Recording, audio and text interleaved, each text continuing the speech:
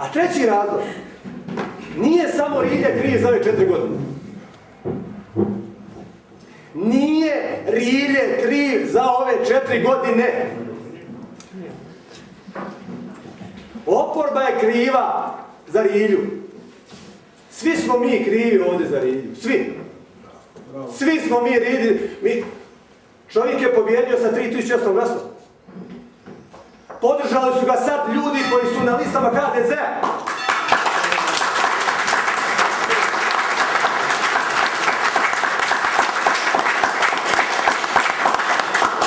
I sad ga hoće rušiti ljudi iz HDZ-a i iz SDP-a. I to je prava slika Trogira i ljudi kako rade u svom mandatu. I tako treba nastaviti.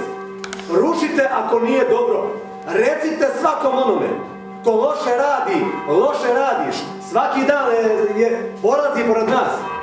Bio to ja, bio danas sutra gospodin Piteša. Slobodno mu recite, Piteša, administracija vam ne radi dobro. Turistička zajednica vam ne radi dobro. Nikad nije radila, ali. Iznajmljivači imaju velikih problema. Imamo velikih problema sa parkingim mjestima.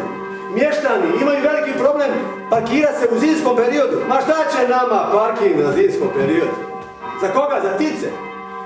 Pa dignimo rampe. Gdje god dođete subota, nedjelja, dignu se rampe, ljudi šetaju, idu. Potrošit će nešto u Trogiru ako su dignute rampe. Ako nisu, pa otiće u City.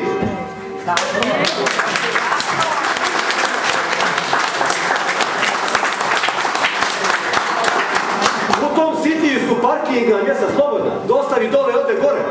Nemojte to moje žene, neće ne tamo, ona to... Zato ja zbog nje govorim sad, da ostane odmah.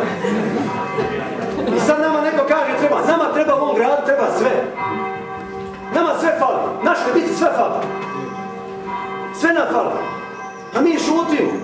Mi smo indolentni prema bilo kome. Danas sutra budem ja, bude li on, bude li ja, ma recite im. Nemojte ih čekati, kaže 100 dana, ma što je 100 dana, sutra dan je veliki problem. Onaj koji dobije vlast u utorak, sad se ja nadovezao, prosti što je malo više, jer malo me povuka me Ante, pa me emocije rade.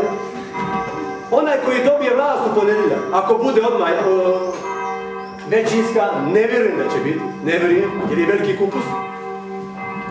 Taj se treba uhvati za glavu, a ne pjevati sa Stavrosom u petak navečer.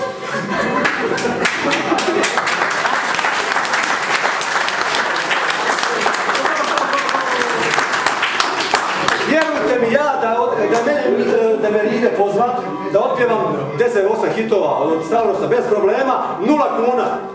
100.000 kuna košta Stavros. Pa vi sad pjevajte, igrajte na rivi u petak. A ne, to ćemo vidjeti drugi put. Jer nas zove, pa veliki su problemi. Kažem vam, treći razlog je, svi su krivi, oporba je kriva za ovo. I HDZ u oporbi, i HSP Ante Starčević u oporbi. Svi su bili ruka Damiru Rilji. Svi. Nije čovjek kriv. Njega je poletilo, vidio, ajme, svi ga vole. I kad čovjeka svi vole, onda on izgubi kompas, on je gotov, on više ne zna di. Prije zna ulazi s jedne, sad ne može ga uhvatiti kad izlazi i ulazi u grad. Nije to jednostavno, ljudi moji. Treba se suočiti sa stvarima, sa realnostima se treba suočiti. Što se suočiš, Andreća? Tako je. Meni je žao što nije i vlast prije i sada Riljina, što nije imala mandat godinu za godinu, proračun za proračun. Sad su neke zakonske osnove da će se možda, ajmo reći, rušiti i taj gradonačelnik i to vijeće ako se proračun izglasa. Nije loše. Ako imaš jednu situaciju dosta dobru, pa ti možeš funkcionirati. Ako imate klimavu situaciju na političkom tržištu u gradu, to će biti padanje proračuna svaki proračun. Čim se ne izglasa, idu novi izbori.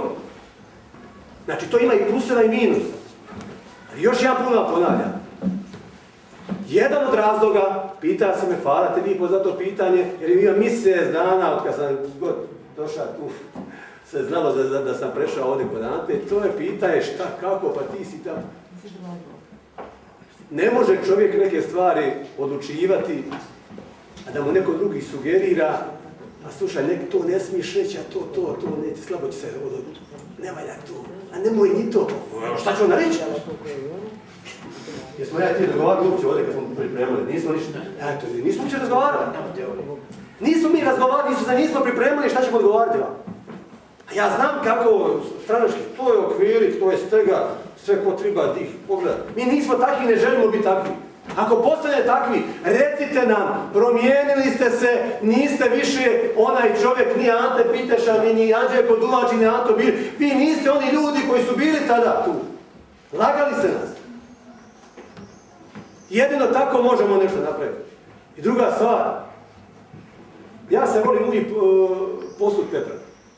Takav sam bio u životu cilj, ja i kad pobjedim i kad izgubim, ja sam uvijek tražio nešto, moga sam bolje. I kad pobjedim, ja opet moglo malo bolje. Tako i sada. Ako nešto loše radi, ja kao pojedinac i moje okruženje unutar nekoga tima, danas sutra u gradu, čovjeku treba dati šansu da pogriješi. Najgore je stvar njega stisnuti, a to se događalo u 2-3 mandata ovoga grada, da ljudi, ima dosta kvalitetnih ljudi u gradu, ima dosta kvalitetnih ljudi koji znaju svoj posao, ali su jednostavno ugušeni. Oni su ugušeni, oni ne znaju kreativno raditi, kreativno razmišljati i to je veliki problem. Zašto? Zato što su sateliti iznad glava svaki dan. Svaki dan su sateliti iznad glava i objašnjaju im, ajme, ne smiješ ti to, ma ne smiješ ti biti pametan, ti moraš biti glup, da ja ispadnem pametan. To je veliki problem. Posebno u malim mistima, to je veliki problem. Na velikim mistima to će se nekako razvući, neće se uočiti. A u malom mjestu to se uoči. Uoči se. Hvala ti još jedan put na pitanju, evo sad mi odmah lakše posle ovoga, evo sad, i ko ne zna, znači, ako vas neko upita zbog čega, to su ova 3 razloga. Hvala lijepo.